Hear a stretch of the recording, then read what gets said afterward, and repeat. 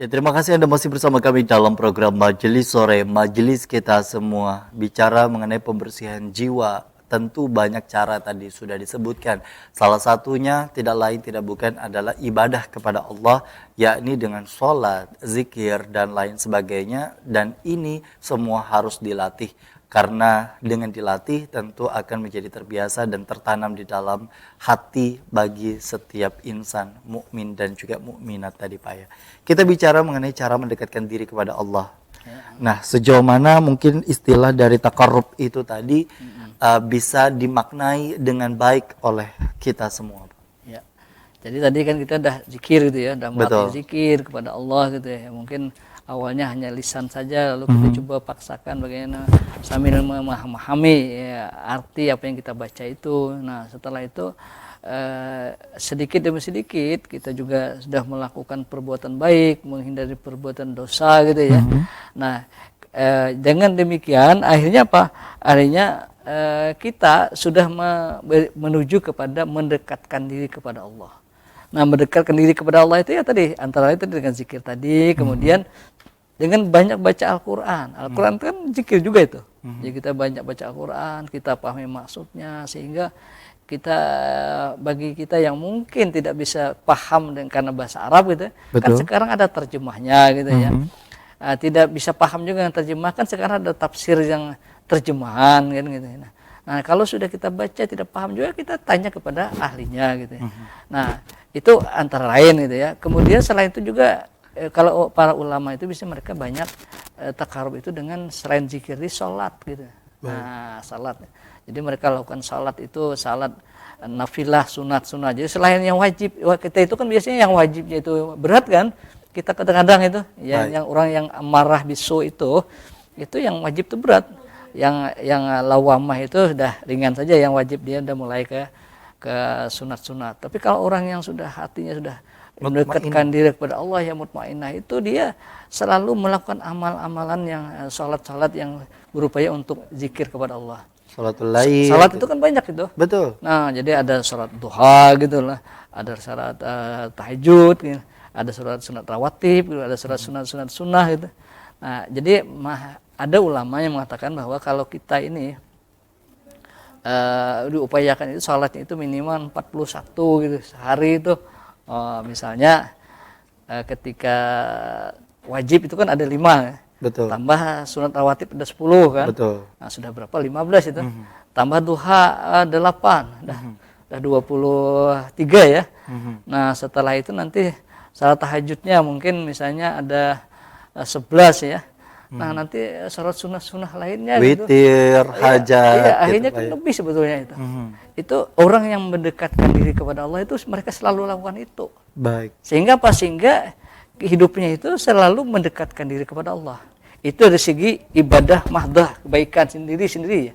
Selain itu dia juga dengan tetangga itu selalu menebarkan kasih sayang. Karena itu kalau ada punya uang kan dia kasih gitu kan. Kan ulama-ulama itu biasanya dia uang itu kalau ada langsung kasih aja. Nah, kemudian anak-anak kecil dia hibur kan. Kan tidak ada ulama anak kecil datang, bos kamu, tidak ada kan. Pasti biasanya mereka menghibur. Kenapa? Karena ini generasi-generasi yang mudahan nanti menjadi generasi yang baik gitu ya. Baik. Nah, dengan tetangga dia selalu ucapkan salam gitu lah. Selalu menanyakan bagaimana keadaan tetangga, kalau ada yang perlu dibantu gitu lah. Nah, itu dalam rangka takarub gitu ya. Jadi bukan hanya secara mahdah sendiri dengan Allah, tapi juga dengan manusia. Tapi biasanya orang-orang yang sudah senang dengan sholat itu, dia kalau tidak melakukan itu merasa belum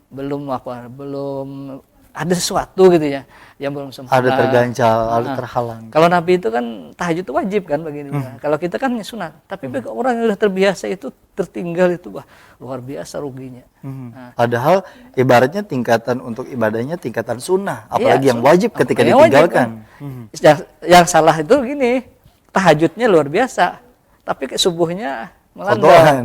Melanda itu kalau tertidur ya itu kan tidak masalah di luar dari kendali, tapi kita, kan? Bersengaja. Iya kan, jadi karena ngantuk itu, udah azan tidak mau lagi karena ngantuk. Padahal dia tahajudnya udah beberapa kali gitu. Nah itu sebetulnya belum pas gitu ya. Meskipun dia udah mulai arah ke sana, tapi itu belum pas. Itu yang perlu dia luruskan. Jadi kewajiban itu diutamakan, yang nafilah itu menyempurnakan. Nah, Baik. sehingga kalau orang sudah melaksanakan wajiban terus nafilah, lalu itulah akhirnya dia hatinya dekat kepada Allah, karena kata Allah kan manusia itu berdasarkan prasangkanya. Jadi kalau dia merasakan dirinya dekat, maka Allah itu dekat. Jadi kalau Allah mendekat kepada kita, kita dekat kepada Allah, Allah mendekat kepada kita. Baik. Nah, terakhir mungkin dari bentuk metode sebagai kesimpulan, metode penyucian diri itu sendiri mungkin dari kondisi di mana kita yang secara taubat yang kemudian juga tidak sebenar-benarnya taubat, dalam artian itu tadi Pak, kadang ada masih hal-hal yang secara sengaja bahkan tidak sengaja masih dilakukan begitu dalam kehidupan sehari-hari. Bagaimana metode untuk penyucian diri, pembersihan jiwa secara umum? Ya, jadi saya untuk segmen terakhir ini mengutip pendapatnya Hamdani Bakran Az-Zaki gitu ya. Kata beliau itu ada beberapa cara, ada 5 metode penyucian diri itu. Yang pertama itu meningkatkan kualitas spiritual, itu dengan perbanyak ibadah. Jadi apalagi di Ramadan ya kan. Nah, itu bagaimana kita memaksimalkan kita selain puasa pada siang hari, kemudian malam hari kita tarawih, juga kita baca Quran, kita zikir gitu ya, sampai tidur pun kita ibadah kan. Nah, itu yang pertama. Yang kedua meningkatkan kualitas mental. Yaitu tadi belajar berpikir positif, belajar bertindak positif, berpenampilan positif. Jadi semuanya itu diarahkan untuk bagaimana kita melakukan perbuatan amal. Karena dalam istilah agim itu bagaimana kita melahirkan kebaikan-kebaikan atau pahala-pahala gitu ya. Jadi kita selalu menebarkan pahala-pahala itu, selalu mencari pundi-pundi amal, menjadikan pundi-pundi amal itu selalu bertambah gitu ya, menghindari perbuatan dosa. Yang ketiga itu meningkatkan kualitas sosial. Nah, ini maksudnya bagaimana kita selain membersihkan diri jiwa dengan dekat kepada Allah gitu ya, kita juga bagaimana merasakan penderitaan tetangga, orang-orang sekitar kita. Rasulullah itu kan beliau itu sangat peduli dengan lingkungan itu. Kalau ada yang datang minta sesuatu, beliau kasih.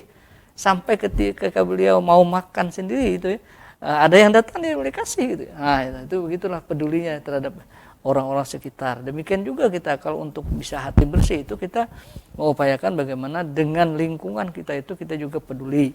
Dan pedulinya itu bukan peduli untuk berbuat maksiat, tapi bagaimana peduli kita membantu mereka sehingga kita kita bisa beramal-amal saleh gitu ya. Baik. Nah, kemudian yang keempat katanya meningkatkan wawasan tentang orang yang berjiwa besar. Jadi yang keempat ini kita juga perlu membaca cerita-cerita, kisah-kisah bagaimana keberhasilan orang-orang besar, orang saleh, maksudnya di sini ada namanya Abu Bakar As-Siddiq misalnya, ini cerita. Nah, ini salah satu cara kita bisa membersihkan jiwa kita itu membaca, sehingga kita bisa ikuti bagaimana cara mereka menjadi orang yang saleh gitu. Betul. Nah, yang terakhir itu adalah kita perlu juga itu ada orang lain yang membimbing kita. Nah, siapa ulama yang kita bisa lihat itu ulama yang betul-betul saleh gitu ya. Yang bukan, kan ulama ini kan ada juga ulama yang bulangnya besar misalnya. Betul. Tapi ternyata dia hanya di tingkat syariat saja misalnya ada. Tapi ada orang yang sebenarnya dia itu memang bulangnya besar dan dia juga orang yang saleh luar dalam gitu ya.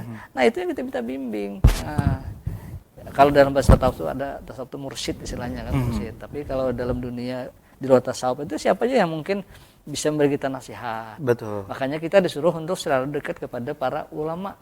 Nah, supaya mereka memberi nasihat kita dan juga memberikan kita pandangan-pandangan, ilmu-ilmu yang mungkin kita tidak tahu itu. Baik, tentunya itu sebagai salah satu jembatan untuk kita juga bisa terus berjalan dalam kondisi apapun Pak ya, dalam kondisi terutama pondasi agama dalam hal ini. Terima kasih Pak yang sudah hadir, yang tentunya juga semoga dengan apa yang disampaikan bisa mendatangkan keberkahan dan kebermanfaatan bagi para pemirsa di rumah. Sekali lagi tentunya kami ucapkan terima kasih kepada Bapak Profesor Dr. Haji Mahyudin Barni MAG dengan tema kita hari ini pembersihan jiwa. Semoga tadi apa yang disampaikan disampaikan sekali lagi, diberikan pemahaman kepada para pemirsa di rumah, dan tentunya juga kita selalu untuk insya Allah terus meningkatkan akan keimanan dan keislaman yang kita miliki.